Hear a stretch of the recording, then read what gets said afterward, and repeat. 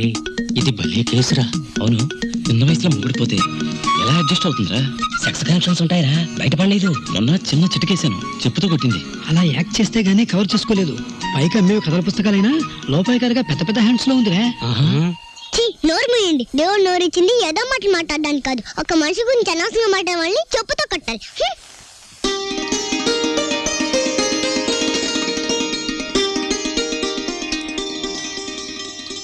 అన్నయ్య అన్నయ్య సైకిల్ కూడా లేవే. చూసావో చెప్పుకుంటూ వెళ్ళిపోయాడు. రాంబాబు నాకు దోశ, 2 ఇడ్లీ పడా రాంబాబు. ప్లేట్ పూరి రాంబాబు. పెసరట్టు ఇడ్లీ రాంబాబు. రాంబాబు నాకు ఐస్ క్రీమ్. రాంబాబు ఓ ప్లేట్ ఉప్మా. రాంబాబు నాకు స్ట్రాంగ్ కాఫీ.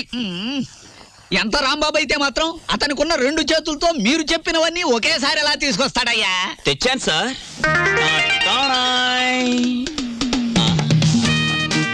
ఏమైంది? నాకు జాబ్ వచ్చింది. కంగ్రాచులేషన్స్. ఏంటి బాబాయ్, ఈ ఆర్థిక పరిస్థితుల్లో అల్లుడు స్కూటర్ కోసం కబుర్ చేశాడు Rambabu. Latest model scooter market లోకి రావడానికి 6 నెలలు పడుతుంది చెప్పండి, ఆ తర్వాత ఏం చేయాలో నేను చెప్తాను. అలాగే. ఏం రెడ్డి గారు, మా ఆవిడికి నా మీద అనుమానం ఎక్కువైపోతుంది రాంబాబు. మరి నిజమే కదా? ఆ క్లబ్ డాన్స్ వదిలేసి తప్పైపోయింది క్షమించని మీ ఆవిడ కాళ్ళు పట్టుకోండి, అనుమానాలన్నీ తీరిపోతాయి. తినండి. ఏయ్ వాటర్. ఓకే. Hello sir. ఏంది అయ్యా రాంబాబు, జాదుగరి ఈ హోటల్లో ఉన్నదో నీ చేతుల్లో ఉన్నదో తెలియదు గాని ఈడికెళ్ళి పార్సిల్ తీసుకొస్తేనే ఈ స్కూల్కి పోతామని నా 3 ఫ్యామిలీస్ పోరగాళ్ళు అర్థాలు చేస్తుండ్రు. కానిస్టేబుల్ పంపించవా అంటే దీని తల్లి వాళ్ళే సగం తిని పారు నూపుతారు. అందుకని నేనే వచ్చిన. కట్టు ఒక చిన్న సజెషన్, మీరు మీ ఉద్యోగమైనా మానేయండి లేదా 2 ఫ్యామిలీస్ అయినా కట్ చేయండి. అరే ఆంజనేయులు, రాంబాబు సంటూ మనిషి దొరికేది చాలా కష్టమయ్యా. ఏకదమ్ గోల్డ్. వాడిని జర మంచిగా చూసుకున్నాం అనుకో, వచ్చే ఏడాది కల్లా లాడ్జింగ్ కూడా పెట్టొచ్చు. చూడండి ఎస్ఐ గారు, మనం ఎవ్వరి మీద ఆధారపడాల్సిన పని లేదు. నాది మూలా నక్షత్రం 4వ పాదం. నేను మట్టి ముట్టుకుంటే బంగారం అవుతుంది, బంగారం ముట్టుకుంటే మట్టి అవుద్దా? అరే దమా ఖరాబ్ అయిందా బాయ్? కండ్లబడని గ్రహాల మీద కాదు బాయ్ భరోసా పెట్టాల్సింది, తాకత్తున్న మనుషుల మీద. వాళ్ళని అలగ్ చేసుకోకూడదన్న దమాకు నీకుండాలి. సరేది, దీని తల్లి బిల్ ఎంత అయింది? 18 రూపాయలు. 18 రూపాయలేనా? మిగతా 82 రూపాయలు 100 రూపాయలు నోట్ ఇస్తా. మహాప్రసాదం. ఇస్తానన్న మాట విని చాలా కాలం అయింది. వస్తా. ఆ నోట్ ఇవ్వలేదు. అరే 1 తారీఖు నాడు జీతం తీసుకోగానే తీసుకో బాయ్. నేను ఎవరిని? ఎస్ఐ దస్తగిరి గారు. నికాసైన నైజాం మనిషిని. నేను ఎడికి పోతా? పోతే నే పోతా. Good morning sir. డ్యూటీలోనే ఉన్నా కదా, నడుస్తుంది. రాంబాబు, సూర్యాలమ్మ గుడి దగ్గర ఆ కిళ్ళికు డబ్బులుగా లేడు. వాడు నన్ను చూసి కన్ను కొట్టాడు. చెల్లు నొక్కటిద్దాం అనుకున్నాను, కానీ అల్లరవుద్ది కదా. వాడు అసలే కేశవరా మనిషి. నేనే కన్ను కొట్టానని అందరితో చెప్తాడని ఊరుకున్నాను. ఏమిటా మీద మీదకి ఎక్కేయటం? మా సర్వర్ తో నువ్వు ఇలా ప్రవర్తించడం చూస్తే మా హోటల్ కి ఎంత చెడ్డ పేరు వస్తుందో తెలుసా? రాంబాబు నాడని వస్తున్నాం గానీ అసలు నీ మొహం చూస్తేనే అందరికి చెడ్డ పేరు వస్తుంది. నీ మొహానికి ఫోన్ ఒకటి. వస్తా రాంబాబు. సార్ ఏమిటి? మీరు నెల జీతం అడ్వాన్స్ గా ఇస్తే మా చెల్లెలు స్కూల్ ఫీజు ఏమిటి? అందరూ మంచివాడు గొప్పవాడు అనేసరికి నన్ను అడ్వాన్స్ అడిగే ధైర్యం వచ్చేసింది అనుకో. నేనేమను, నువ్వు లేనందువల్ల నా హోటల్ ఏం గోదావరిలో కొట్టుకుపోదు. కావలిస్తే ఉద్యోగం అనే సెలిపా. 6 పెసరై. బాబు త్వరగా లాంచ్ చేయండి. భద్రాచలం చూసి బండి ఎక్కాలి. గైడ్ లో ఎంత లాంచ్ కదలదు. మరి ఎప్పుడు వస్తారు బాబు? వాళ్ళు అప్రోళ్ళు కోతుల్లో కూకున్నారు.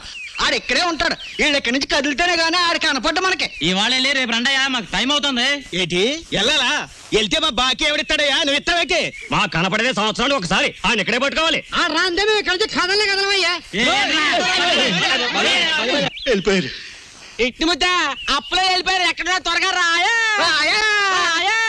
భక్తులారా, వచ్చేసాను నాయనలారా.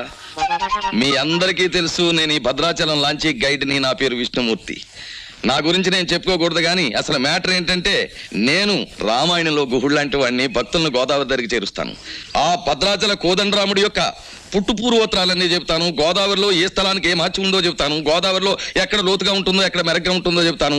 ఊళ్ళో మీరు ఎక్కడ మకాన్ చేస్తే మీకు సౌకర్యంగా ఉంటుందో చెప్తాను. మీరు ఎక్కడ భోంచేస్తే రుచిగాను చవకగాను ఉంటుందో చెప్తాను. ఏ రైలు ఏ వేళకి ఎటువైపు వెళ్తుందో చెప్తాను. ఈ వివరాలన్నీ మీ అందరికీ చెప్పినందుకు తల ఒక్కటికి 5 రూపాయలు, 5 రూపీస్ ఓన్లీ వసూలు చేస్తాను. ఇప్పుడు భద్రాచలం లాంచ్ బయలుదేరుతోంది. ఒకసారి రాముల వారికి గోవింద కొట్టండి.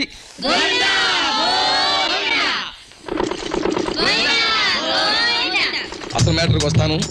శ్రీరాముల వారు చిత్రకూట పర్వతానికి వెళుతూ షార్ట్ కట్లో, అంటే బంగారు లేడి మ్యాటర్కి ముందన్నమాట. అదిగో అక్కడ మకాన్ చేశారు. అలా చూడండి. ఆ పక్కనే పెద్ద బండ కనిపిస్తోంది చూడండి. అక్కడ సీతమ్మ వారు చీరలు తుక్కునే. అలా చూడండి. భారత కాలంలో పాండవులు వనవాసానికి వచ్చినప్పుడు ఈ గోదావరి ఒడ్డునే వెళ్తుండగా భీముడు కాలు జారి పడ్డాట. కృష్ణ భగవానుడు వచ్చి పైకి లేవదీశాట. అక్కడ ఒక పెద్ద గొయ్యి పడిందట. ఇప్పటికీ ఆ గొయ్యని కృష్ణ భీమ గొయ్య అంటారు. దాన్నే బ్రహ్మరంధ్రం అని కూడా అంటారు. అది అదేంటండి భారతం ఇటువైపు రామాయణం అటువైపు జరిగిపోయిందంటారు. చేచే మేము నమ్మం. అపచారం అపచారం. ఏమైందిరా? మిషన్ మొత్తం చెడిపోయిందండి. కొంప మునిగింది. ఈయనేదో అప్రాచప్ మాట అన్నాడు. లాంచ్ ఆగిపోయింది. ఎదురా సుడిగుండాలున్నాయి. మొన్న నైజీరియా వాడ పులుసులో వంకాయల బుడుక్కుమని ఇక్కడే మునిగిపోయింది. భక్తులారా, మీరెవ్వరూ ఏమీ భయపడకండి. పంతులు గారు వాళ్ళు హడిల్ చచ్చే మ్యాటర్ చెబుతారు ఏమిటండి? ఏమన్నా విరుగుడు మ్యాటర్ ఉంటే చెప్పండి. ఇప్పుడు మేము ఏం చేయాలి? ఏముందండి, గంగపోతు చేయాలి. మీరు 100 ఇవ్వండి, భక్తులందరూ తలో 10 రూపాయలు ఇస్తారు, చేసేస్తాను. నా 100. ఓం గంగే జవనే జైవ గోదావరి సరస్వతే నర్మదా సింధు కావేరే జలేస్మిన్ సన్నిధిం కురు కావేరే తుంగభద్రా చ కృష్ణవేణి చ గౌతమి భాగీరథే మహానద్యా పంచగంగా ప్రకీర్తితాః. ఓం శాంతి శాంతి శాంతి. యంత్రే ప్రారంభే శుభే. మోటార్ ఎదులు.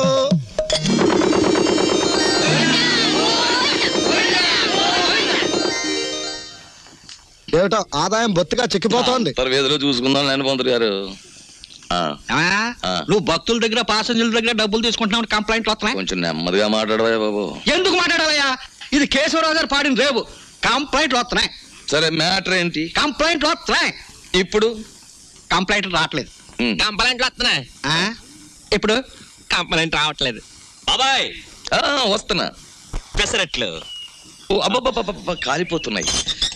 రాంబాబు, సుఖం నేను నా జీవితంలో సంతోషంగా ఉండేది ఎప్పుడంటే అభిమానంతో నువ్వు ఇచ్చిన పెసరెట్లు ప్రశాంతంగా గోదావరి మధ్యకి వెళ్ళి తిన్నప్పుడు. గోదావరి మధ్యన బాబాయ్ ఇల్లుందిగా. అది కూడా ఒక ఇల్లేనా? అక్కడ మ్యాటర్ చూడు. తండ్రి వెంకన్న, కాకెత్తుకుపోయిన నేతిగిన్ని దొరికితే పక్కింటి పనికుర్రాడి గుండు కొట్టిస్తానన్నానా? దొరకలేదు. ఆవిడ మా అమ్మ. రోగానికి మొక్కులు, ఐశ్వర్యానికి ముడుపులు, పూజలు, నోములు మా అమ్మకని పెట్టిన ఖరీదైన ఫార్ములా. అబ్బో, వడ్డాణం కొంత పెద్దదే వచ్చింది. ఆవిడ నా శ్రీమతి, పేరు శీలవతి. బాగా డబ్బున్న వాళ్లకు ఉండవలసిన అన్ని కోరికలు ఉన్న మనిషి. తన మొగుడు లాంచీ రేవులో చాలీ చాలని జీతంతో చిన్న ఉద్యోగాన్ని, అది కూడా టెంపరీ అనే సంగతి మర్చిపోతుంటుంది. ఇక్కడ బ్రాకి లంగాకి మ్యాచింగ్ కుదరట్లేదు, అస్సలు కుదరట్లేదు తెలుసా? అమ్మో, మా కాలంలో చీరకి జాకెట్కే మ్యాచింగ్ చూసుకునేవాళ్ళం. మీ కూతుని చూసారా? ఓసి నీ సిగ్గు బొగ్గులవ్వ.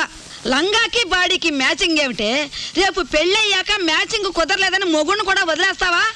సర్లే, హారతి తీసుకో, ద్వాదశ గడియలు వచ్చేస్తున్నాయి. మా చెల్లాయి విదేశీ ఫ్యాషన్స్, సినిమాలు, వారపత్రికలు అంటే చెవి కోసుకుంటుంది. కానీ వర్షం వస్తే మా నట్టిల్లు కురుస్తుంది అని ఎప్పుడూ గుర్తుకు తెచ్చుకోదు. హారతి తీసుకో. అమ్మమ్మా, ఆ అరుపులేమిట్రా? నీ అమ్మకడుపు మాడా, నీ గొంతు నొక్క. నొక్కుతావమ్మమ్మా, నొక్కుతావు. తరతరాలుగా యుగ యుగాలుగా మీలాంటి మూఢభక్తులు నాలాంటి హేతువాదుల గొంతు నొక్కుతూనే ఉన్నారు. మతం మత్తుమంది అన్నారు. రోడ్డు మీద ఉండే మైలురాళ్లు, వంటింట్లో ఉండే రుబ్బురాళ్లు కూడా మీలాంటి అజ్ఞానుల వల్ల దేవుళ్ళైపోయాయి. మా మేనల్లుడు మా ఇంట్లోనే ఉంటాడు. ఎప్పుడూ ఏదో అరుస్తూ ఉంటాడు. దాన్నే విప్లవం అనుకోమంటాడు. ఈ గెద్ద రెక్కల కింద దాని చెప్పు చేతలలో నడుస్తూ అణిగిమణిగి ఉంటుంది ఈ పరగణ. దీన్ని ఎదిరిస్తే అది వాళ్ళ అంతం. దానికి దాసోహం అంటేనే జీవితం. రాంబాబు ఉద్యోగం దొరక్క సర్వరైన, విష్ణుమూర్తి గతిలేక గైడ్ అయిన కారణం ఈ గెద్దే. ఈ గెద్ద పేరే దుగ్గిరాల కేశవరావు.